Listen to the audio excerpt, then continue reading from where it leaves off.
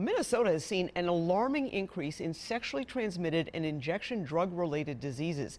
In 2016 in Minnesota, chlamydia increased 7%, gonorrhea 25%, syphilis 30%, and hepatitis C 38%. One organization that provides critical screenings for these diseases is Planned Parenthood of Minnesota and the Dakotas. Their 19 centers serve 64,000 patients, 65% of whom are low income and 24,000 are Medicaid patients. Planned Parenthood is facing significant budget cuts, not only from President Trump's American Health Care Act, as well as Republican budget proposals at the Minnesota State Capitol, but the organization is fighting back. Sarah Stoesz is the president and CEO of Planned Parenthood, Minnesota, North Dakota, and South Dakota. Thank you so much for coming in. Nice to be here. All right, I want to talk about this alarming increase, but first, Yes. you and I were chatting in the break.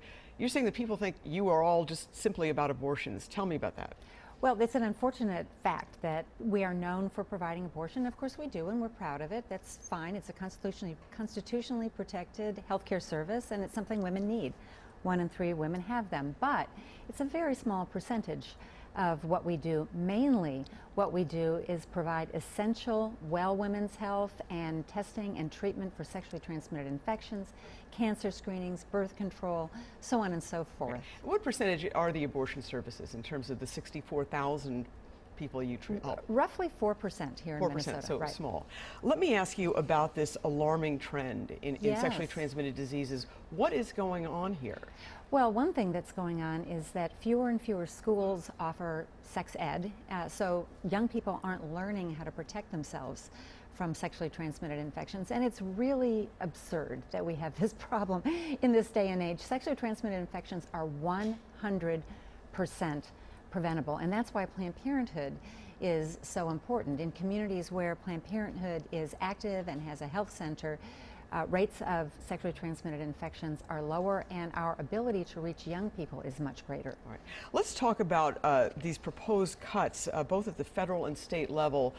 Medicaid patients would definitely be affected under the American Health Care Act, President Trump's. Some people are calling it Trump Care. To what degree are you going to be able to deal with this if this passes the Senate? Well, first let me explain what this so-called defund Planned Parenthood actually is, because it sort of seems like there's a line item in the budget that says Planned Parenthood, and we get a bunch of money, and that's not the way it works. Planned Parenthood is a health provider. We provide services the same way Fairview and Allina and Mayo and Health Partners, everybody does. We get reimbursed for the services that we provide, and we are not reimbursed with federal money for abortion services at all. Have not been for decades and decades and decades. So when we the federal funding is going to non-abortion services, basic health care needs. Totally to non-abortion related services. So essentially what happens is that we provide a woman a service. She comes in and she's seen by a health provider, and then we bill Medicaid the same way everybody else does, and we're reimbursed for providing those services. So what this means is that women who use Medicaid as their insurance, and that's about 24,000 people in Minnesota, will no longer be able to choose Planned Parenthood, and we are the leading provider of women's health in our state. Let me ask you, there is a crisis for medical care in our rural areas.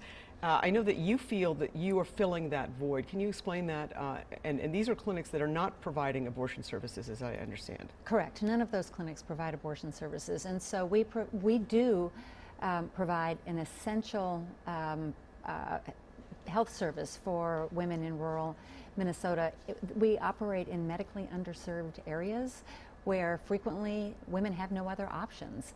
And even if they did have other options, we provide very high quality health care. We are the leading experts in women's health. And so women ought to be able to choose to come to the leading experts in women's health. All right. Well, listen, Sarah Stoesz from Planned Parenthood, thank you so much for You're coming in. welcome. Nice to be here. All right.